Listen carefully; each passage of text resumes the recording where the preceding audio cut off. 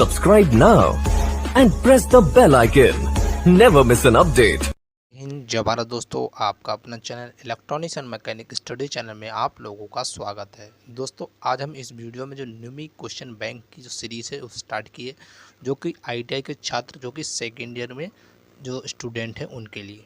तो दोस्तों उनके लिए ये वीडियो बहुत ही अच्छी होगी, क्योंकि तो जितने भी जो फर्स्ट ईयर वाले थे उनके लिए जो मैंने वीडियो बनाई थी न्यूमी क्वेश्चन बैंक की, उसमें 100% उसी से क्वेश्चन आए थे। तो दोस्तों इसी को देखते हुए हमने ये सेकेंड ईयर आईटीआई छात्रों के लिए ये वीडियो अपने स्टार्ट कर दी गई है। दोस्तों इस अगर सीरीज़ से नहीं जुड़े तो पहले इसे जुड़ जाइए, और चैनल पर नए तो चैनल को सब्सक्राइब और बेल आइकन घंटी को ज़रूर प्रेस करें। तो दोस्तों इसको हम आपको कंटिन्यू वीडियो देंगे, और क्योंकि इसमें दोस्तों अभी समय थोड़ा आपके पास है, तो अभी से आप थोड़ा थोड़ा अच्छे से याद करते चलेंगे, तो जिससे क्या एग्ज़ाम के टाइम आपके समय क्या सिर पे बोझ नहीं होगा। आप कम याद करेंगे तो अच्छे से याद हो जाएगा। तो दोस्तों ज़्यादा समय बर्बाद नहीं करेंगे, चलते हैं अपने सीधे प्रश्न पर। तो हमारा जो पहला प्रश्न दिया गया है दोस्तों कि डीसी जनरेटर में जो एक्स जो भाग दिया गया है, एक्स से इंगित जो किया गया है के रूप में चिन्हित भाग का क्या नाम है। तो आपके सामने चार ऑप्शन दिए गए दोस्तों, एक armature core, brush, commutator riser और कम्यूटेटर खंड। तो आपको बताना है इसमें से राइट आंसर कौन सा होगा। तो इसका जो राइट आंसर दोस्तों हमारा ऑप्शन नंबर सी यानी कम्यूटेटर रेजर कहलाता है। अगला हमारा प्रश्न दिया गया है कि जनरेटर का नाम क्या है। तो दोस्तों आपके सामने डायग्राम दिया गया है, इस जनरेटर का नाम बताना है। तो चार ऑप्शन दिए गए आपके सामने, differential, long shunt, compound. Option B हमारा दिया गया डिफरेंशियल लघु शंट यौगिक, और ऑप्शन सी है हमारा संचयी लंबी शंट यौगिक, और ऑप्शन डी हमारा दिया गया है कि संचयी लघु शंट यौगिक। इसका बताना इसमें से राइट आंसर कौन सा होगा।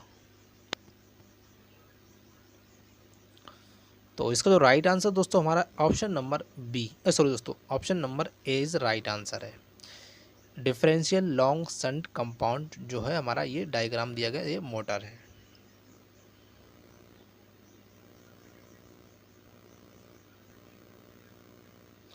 अगला हमारा प्रश्न दिया गया है कि डीसी जनरेटर में प्रेरित ईएमएफ की दिशा ज्ञात करने के लिए किस नियम का उपयोग किया जाता है। तो दोस्तों आपके सामने चार ऑप्शन दिए गए। ऑप्शन फर्स्ट हमारा है कॉर्क स्क्रू नियम, ऑप्शन बी है दाहिने हाथ की हथेली का नियम, ऑप्शन सी है फ्लेमिंग के बाएं हाथ का नियम, ऑप्शन हमारा डी दिया गया है कि फ्लेमिंग के दाहिने हाथ का नियम। तो आपको इसमें से बताना राइट आंसर कौन सा होगा।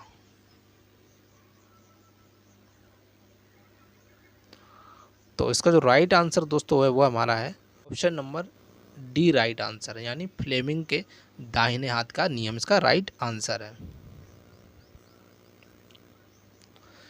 अगला हमारा प्रश्न दिया गया है कि डीसी जनरेटर में उत्पन्न ईएमएफ की गणना करने के लिए किस सूत्र का उपयोग किया जाता है। तो दोस्तों आपके सामने चार ऑप्शन दिए गए हैं, आपको इसमें से बताना कौन सा सूत्र का उपयोग किया जाता है। तो पहला हमारा दिया गया है कि उत्पन्न ईएमएफ बराबर phi Z N upon 60 volt, और बी हमारा दिया गया है ईएमएफ बराबर phi Z N upon 60 into P दोस्तों ए अपॉन पी वोल्ट।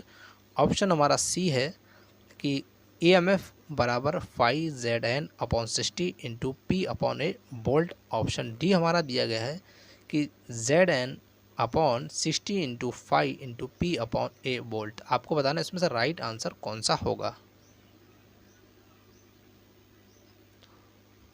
तो इसका जो राइट आंसर हमारा है ऑप्शन नंबर सी, यानी कि उत्पन्न ईएमएफ बराबर होता है five Z N upon 60 into P upon A volt. इसका राइट आंसर है।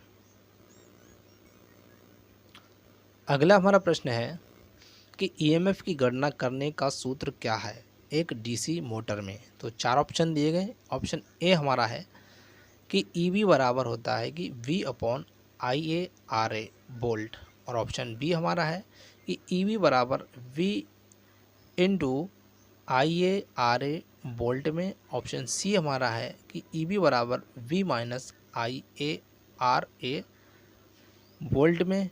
और ऑप्शन डी हमारा है कि ईवी बराबर V plus I A R A volts में। तो आपको बताना है इसमें से राइट आंसर कौन सा होगा।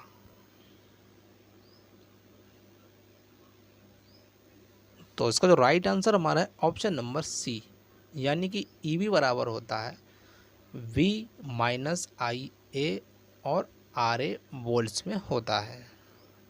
अगला हमारा प्रश्न दिया गया है कि डीसी जनरेटर में जो एक्स के रूप में चिन्हित भाग का क्या नाम है। तो आपको सामने ये एक्स जो चिन्हित भाग दिया गया इसका नाम बताना। तो 4 ऑप्शन है। ऑप्शन हमारा ए जो दिया गया है ध्रुव की नोक, ऑप्शन बी हमारा ध्रुव की कुंडली, ऑप्शन सी हमारा है पोल कोर और ऑप्शन डी हमारा है पोल शू। तो आपको बताना इसमें से राइट आंसर कौन सा होगा। तो इसका जो राइट आंसर दोस्तों वह हमारा है ऑप्शन नंबर डी, यानी इसे बोलते हैं पोल शू बोलते हैं।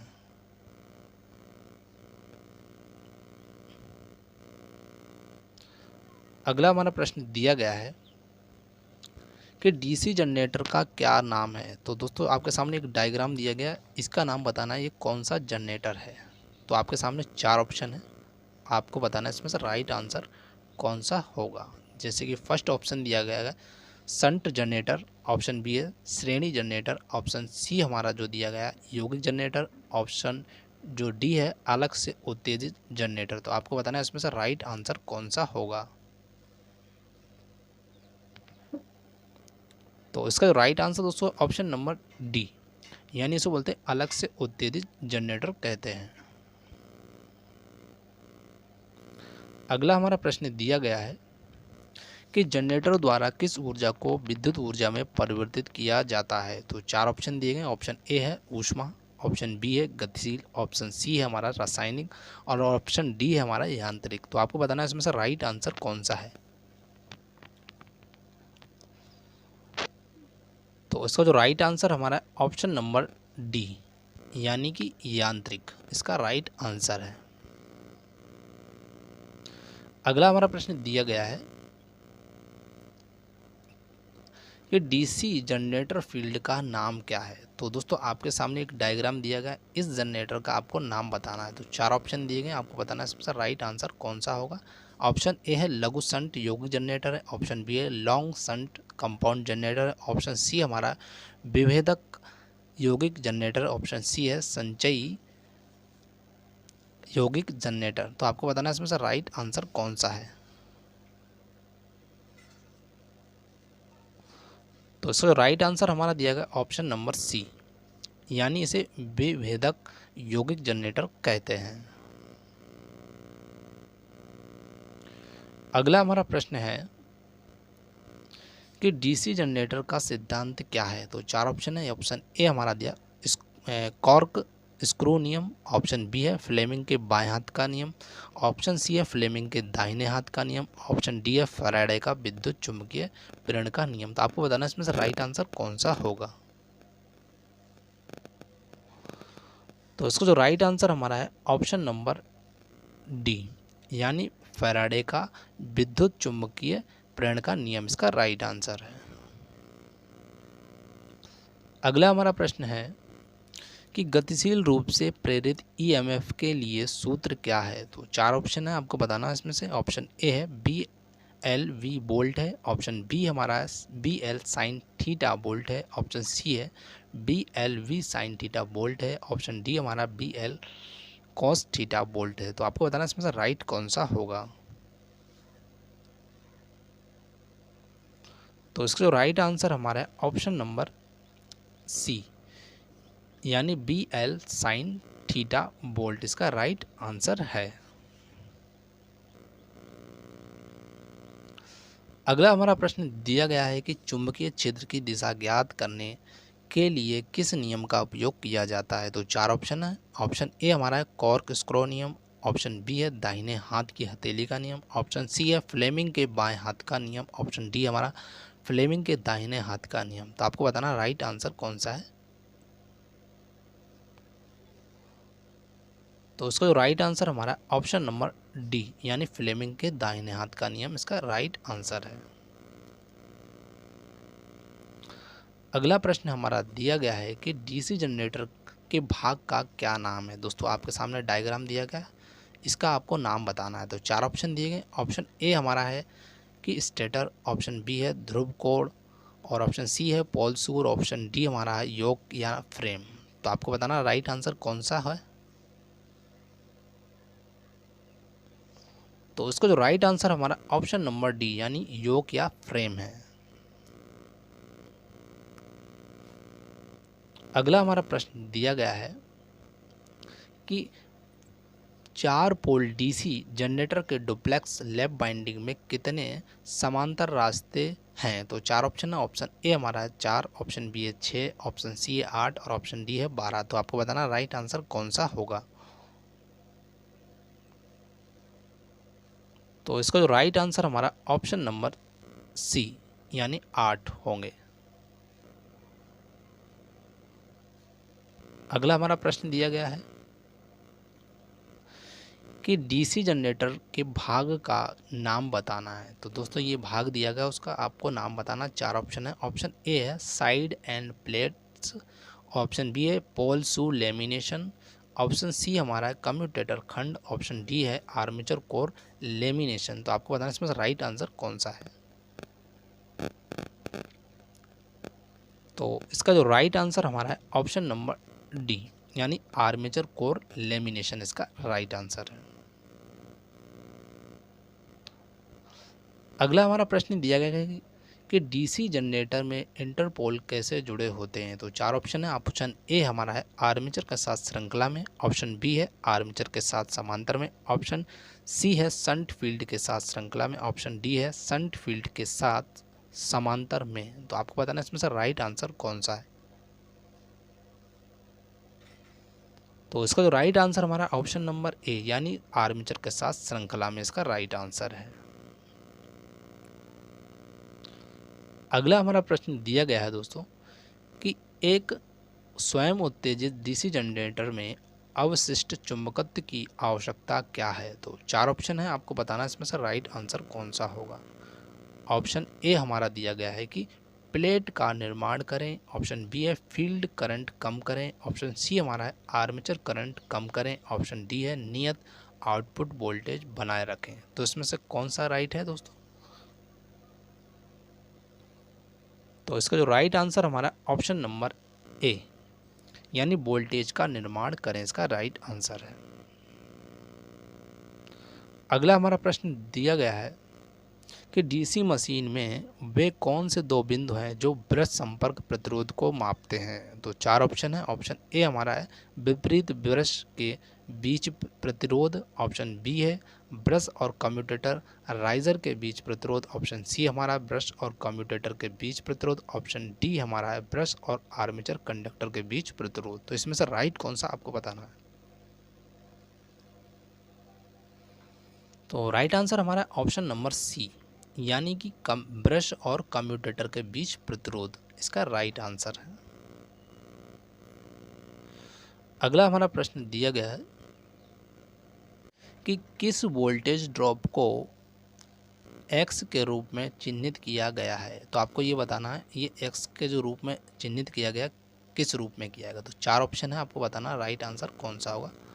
ऑप्शन हमारा ए दिया गया है कि पूर्ण लोड वोल्टेज पाथ को, और ऑप्शन बी है आर्मेचर वोल्टेज पाथ को, ऑप्शन सी हमारा आर्मेचर रिएक्शन ड्रॉप को, ऑप्शन डी है शंट फील्ड वोल्टेज ड्रॉप को। तो इसमें से आपको बताना राइट आंसर कौन सा था। तो उसका जो राइट हमारा आंसर है ऑप्शन नंबर सी यानी आर्मेचर रिएक्शन ड्रॉप्स का राइट आंसर है। अगला प्रश्न है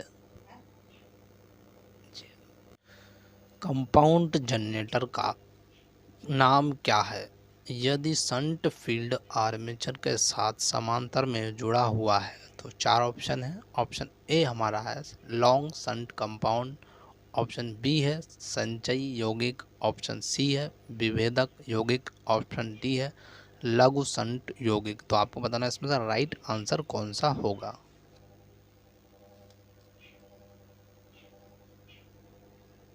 तो इसका जो राइट आंसर हमारा ऑप्शन नंबर डी लघु शंट यौगिक इसका राइट आंसर है। अगला प्रश्न हमारा दिया गया है क्यों एक डीसी जनरेटर के आर्मेचर कोर पटलित हैं? तो चार ऑप्शन है। ऑप्शन ए हमारा है ताम्र हानि को कम करें, ऑप्शन बी है घर्षण हानि को कम करें, ऑप्शन सी है हिस्टैरिसीस हानि को कम करें, ऑप्शन डी है भंवर धारा हानि को कम करें। तो आपको बताना है इसमें से राइट आंसर कौन सा है। तो इसका जो राइट आंसर हमारा ऑप्शन नंबर डी, भंवर धारा हानि को कम करें।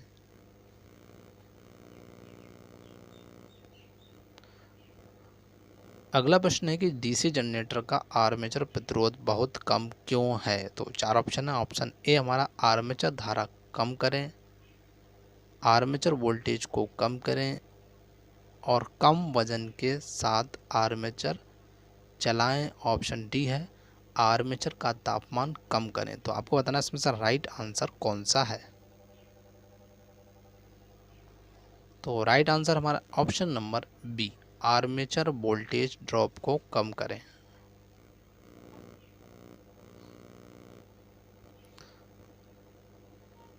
अगला हमारा प्रश्न है कि डीसी जनरेटर को घड़ी की दिशा में ही क्यों चलाना चाहिए? तो चार ऑप्शन है। ऑप्शन ए है ब्रश को नुकसान से बचाएं, ऑप्शन बी अवशिष्ट चुंबकत्व की रक्षा करें, ऑप्शन सी है आर्मेचर में शॉर्ट सर्किट से बचें और ऑप्शन हमारा जो डी दिया गया है वो जनरेटर अति भारित करने से बचें।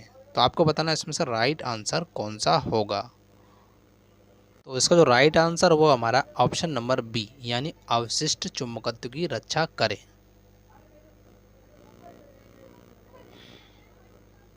अगला हमारा प्रश्न दिया गया है कि बड़े डीसी जनरेटर में घुमावदार क्षतिपूर्ति क्यों प्रदान की जाती है? तो चार ऑप्शन है। ऑप्शन ए हमारा है कि अधिक लोड कनेक्ट करें, ऑप्शन बी है कम्यूटेशन प्रभाव को कम करें और ऑप्शन सी हमारा दिया गया है कि आर्मेचर प्रतिक्रिया प्रभाव को बेअसर करे और ऑप्शन डी हमारा जनरेटर की दक्षता बढ़ाएं। तो आपको बताना है इसमें से राइट आंसर कौन सा है।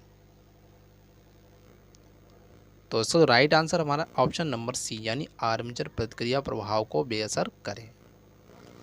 अगला हमारा प्रश्न देखते हैं।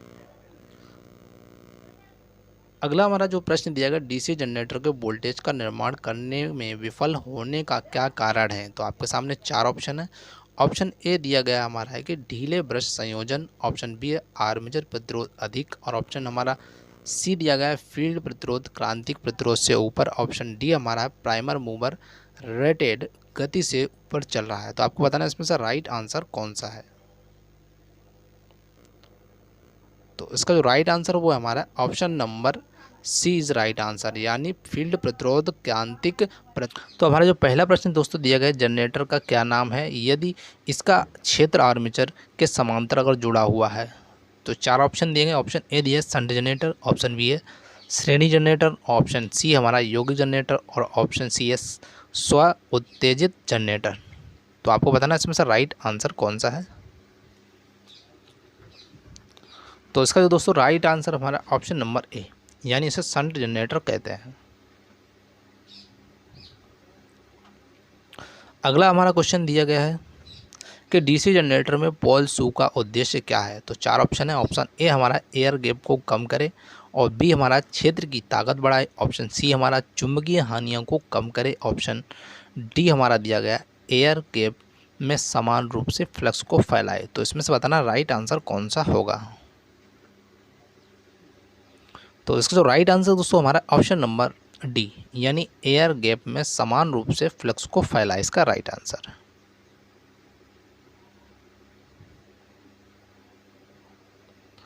अगला हमारा प्रश्न दिया गया है दोस्तों कि डीसी जनरेटर में स्लिप्ड रिंग का कार्य क्या है? तो आपके सामने चार ऑप्शन है। ऑप्शन ए हमारा दिया निरंतर वोल्टेज बनाए रखे, ऑप्शन बी हमारा धारा को एक दिशा में एकत्रित करता है, ऑप्शन सी हमारा ब्रश पर वोल्टेज ड्रॉप को कम करता है, ऑप्शन डी हमारा है रेटेड की तुलना में टर्मिनल वोल्टेज बढ़ाता है। तो आपको बताना है इसमें से राइट आंसर कौन सा होगा। तो इसका जो राइट आंसर हमारा ऑप्शन नंबर बी, इसका राइट आंसर है।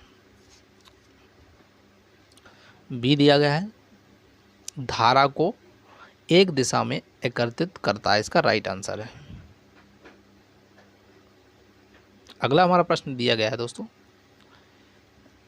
कि जनरेटर में ब्रश बनाने के लिए किस सामग्री का उपयोग किया जाता है। तो 4 ऑप्शन है। ऑप्शन ए हमारा है स्टील और ग्रेफाइट, ऑप्शन बी है कार्बन और ग्रेफाइट, ऑप्शन सी हमारा दिया है ढलुआ लोहा और ग्रेफाइट, ऑप्शन डी हमारा एल्यूमिनियम और ग्रेफाइट। तो इसमें से आपको बताना राइट आंसर कौन सा है। तो इसका जो राइट आंसर दोस्तों हमारा ऑप्शन नंबर बी, यानी कि कार्बन और ग्रेफाइट, जो कि जनरेटर में ब्रश बनाने के सामग्री हैं।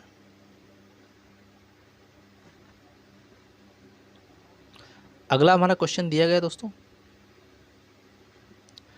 क्यों डीसी जनरेटर अपने अवशिष्ट चुंबकत्व को खो देते हैं। तो ऑप्शन बी है भार में भारी शॉर्ट सर्किट, ऑप्शन बी है बिना लोड के लगातार चल रहा, ऑप्शन सी हमारा है बिना रुके के लगातार चलना, ऑप्शन डी हमारा है रोटेशन की दिशा अक्सर बदलती है। तो आपको बताना इसमें से राइट आंसर कौन सा है।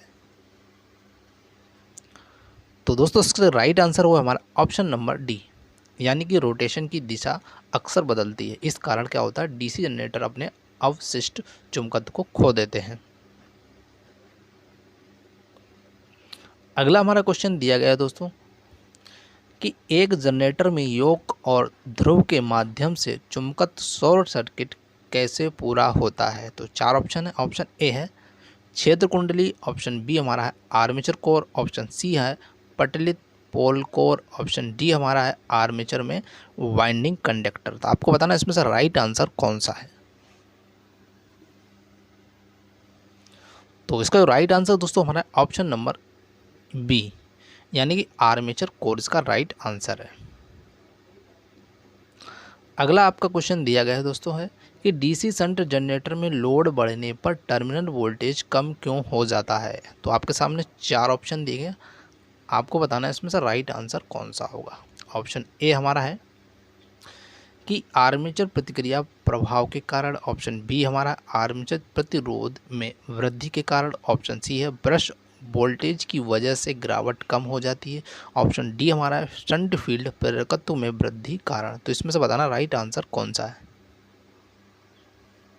तो इसका जो राइट आंसर दोस्तों हमारा ऑप्शन नंबर ए, यानी कि आर्मेचर प्रतिक्रिया प्रभाव के कारण इसका राइट आंसर है।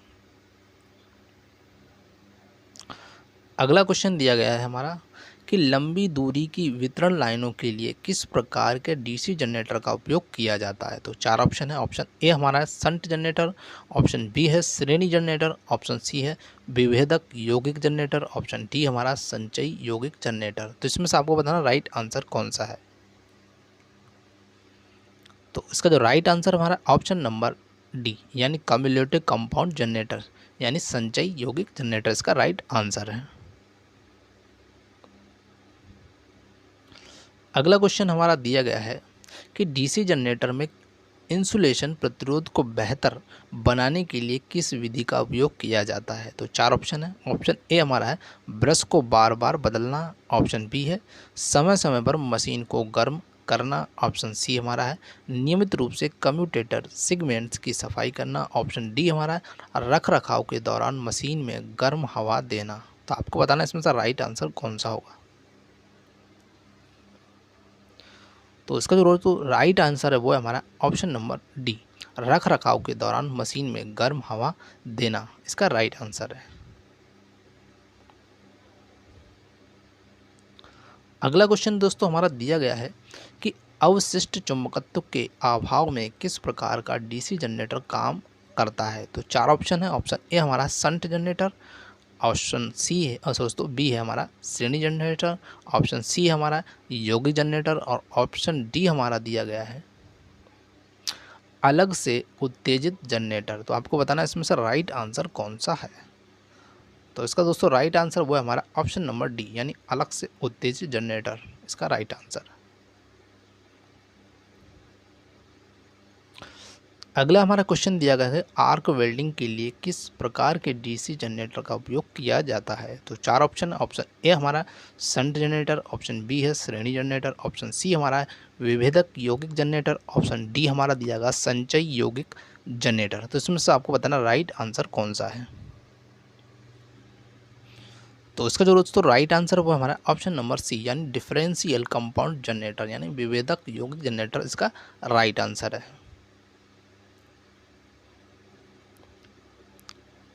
अगला हमारा क्वेश्चन दिया गया कि डीसी जनरेटर में तरंग वाइंडिंग की विशेषता क्या है। तो चार ऑप्शन है। ऑप्शन ए हमारा दिया गया है कि कम धारा कम वोल्टेज, ऑप्शन बी हमारा है उच्च धारा कम, और ऑप्शन सी हमारा है कम धारा उच्च वोल्टेज, ऑप्शन डी हमारा दिया गया उच्च धारा उच्च वोल्टेज। तो आपको बताना इसमें से राइट आंसर कौन सा है। तो इसका दोस्तों राइट आंसर हमारा ऑप्शन नंबर सी यानी कि लो करंट हाई वोल्टेज यानी कम धारा और उच्च वोल्टेज इसका राइट आंसर है। अगला प्रश्न दोस्तों दिया गया है कि डीसी जनरेटर में कम्यूटेटर संयोजन में प्रयुक्त प्रतिरोध धारा का उद्देश्य क्या है। तो इसका उद्देश्य बताना है। चार ऑप्शन है। ऑप्शन ए हमारा है नियत वोल्टेज बनाए रखना। अगला हमारा ऑप्शन दिया गया है बी नंबर का शून्य स्थैतिक रूप से प्रेरित ईएमएफ, ऑप्शन सी हमारा स्थैतिक रूप से प्रेरित ईएमएफ बढ़ाना, और ऑप्शन हमारा डी दिया गया है कि धारा दिशा का आसानी से पलटना। तो आपको इसमें से बताना कि राइट आंसर कौन सा होगा। तो दोस्तों इसका जो राइट आंसर वो है हमारा है ऑप्शन नंबर डी यानी कि धारा दिशा का आसानी से पलटना, smooth reversal of current direction.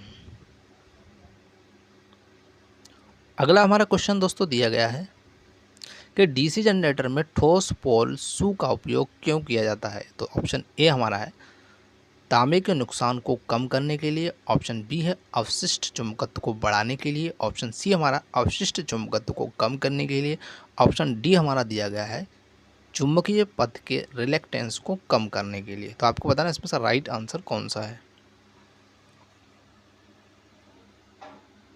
तो इसका जो राइट आंसर दोस्तों हमारा ऑप्शन नंबर डी यानी कि चुंबकीय पथ के रिलेक्टेंस को कम करने के लिए यानी to reduce the reluctance of magnetic path इसका राइट आंसर है।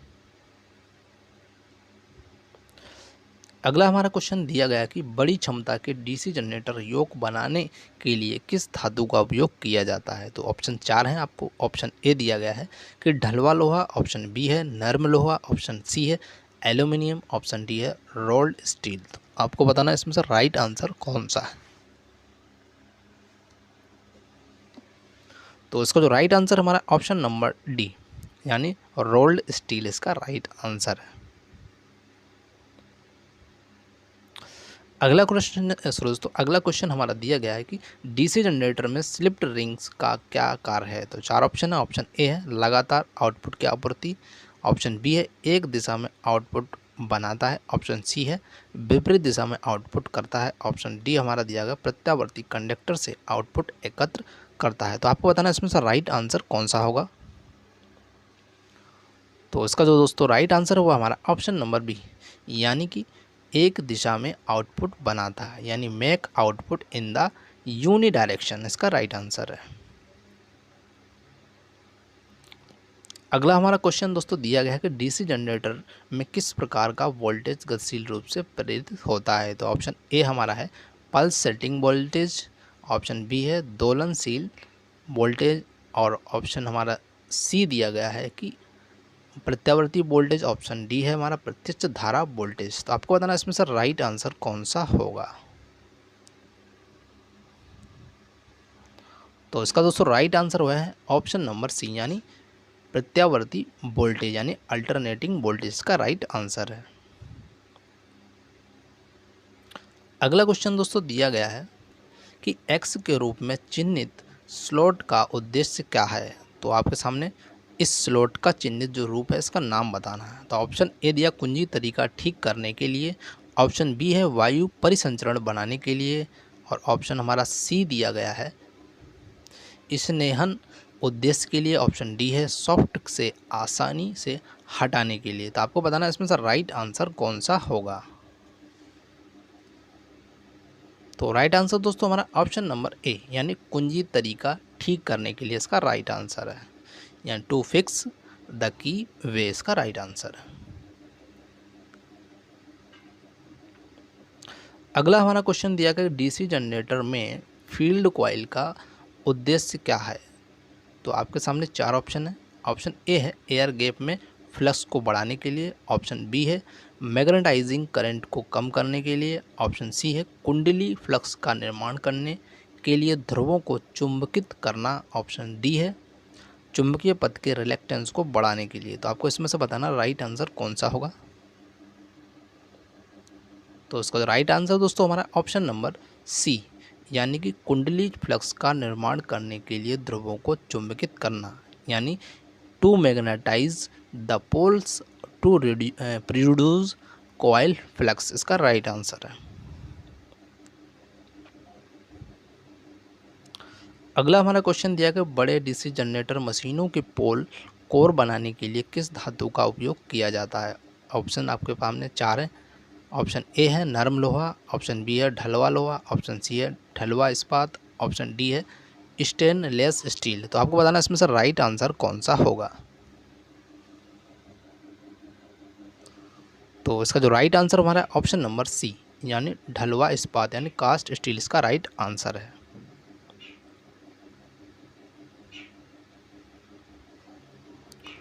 अगला क्वेश्चन हमारा दिया क्यों पोल कोर स्टंपिंग डीसी जनरेटर में पटलित करते हैं। तो 4 ऑप्शन है।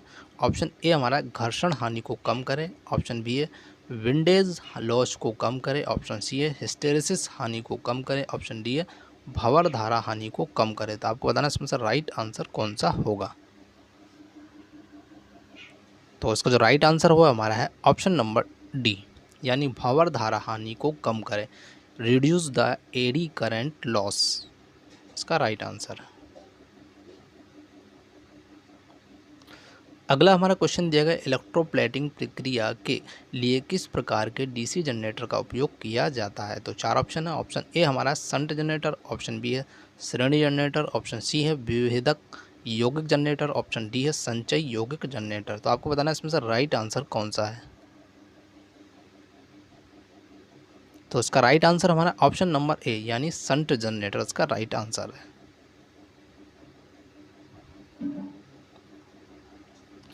अगला क्वेश्चन हमारा दिया गया डीसी जनरेटर में कंपनसेटिंग वाइंडिंग का उद्देश्य क्या है। तो 4 ऑप्शन है। ऑप्शन ए हमारा है कठोर कम्यूटेशन कम करता है, ऑप्शन बी है नियत आउटपुट वोल्टेज बनाए रखें, ऑप्शन सी हमारा है विचुम्बकीकरण प्रभाव को बेअसर कर देता है, ऑप्शन डी है क्षेत्र कुंडली की उत्तेजन धारा को घटाता है। तो आपको बताना इसमें से राइट आंसर कौन सा है। तो इसका जो राइट आंसर दोस्तों है वो हमारा ऑप्शन नंबर सी, यानी विचुम्बकीकरण प्रभाव को बेअसर कर देता है, यानी न्यूट्रलाइज द डेमैग्नेटाइजिंग इफेक्ट।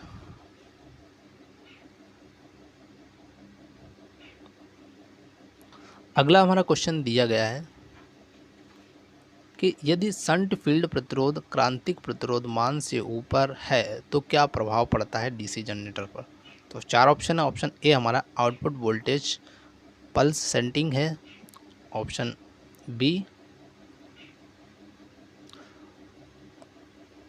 बी दिया गया कि आउटपुट वोल्टेज सामान्य से ऊपर है, ऑप्शन सी है जनरेटर वोल्टेज बनाने में विफल है, ऑप्शन डी है जनरेटर सामान्य रूप से वोल्टेज बनाता है। तो आपको बताना इसमें से राइट आंसर कौन सा है। तो इसका जो राइट आंसर हुआ है हमारा ऑप्शन नंबर सी, यानी कि जनरेटर वोल्टेज बनाने में विफल रहता है, यानी कि generator fails to build up voltage, इसका राइट आंसर है। अगला हमारा क्वेश्चन दिया गया है कि डीसी जनरेटर में आर्मेचर प्रतिक्रिया का प्रभाव क्या है। ऑप्शन 4 है। ऑप्शन ए हमारा आउटपुट वोल्टेज बढ़ाता है, ऑप्शन बी है आउटपुट वोल्टेज कम हो जाता है, ऑप्शन सी है आउटपुट वोल्टेज स्पंदित हो रहा है, ऑप्शन डी हमारा दिया गया है कि आउटपुट वोल्टेज शून्य हो जाएगा। तो आपको बताना है इसमें से राइट आंसर कौन सा है। तो इसका जो राइट आंसर दोस्तों हुआ है हमारा ऑप्शन नंबर बी, यानी कि आउटपुट वोल्टेज कम हो जाता है वो, यानी आउटपुट वोल्टेज डिक्रीज। तो दोस्तों ये हमारा पार्ट कंप्लीट हुआ है, मिलते हैं नेक्स्ट पार्ट में। Thank you for watching this video. जय हिंद, जय भारत।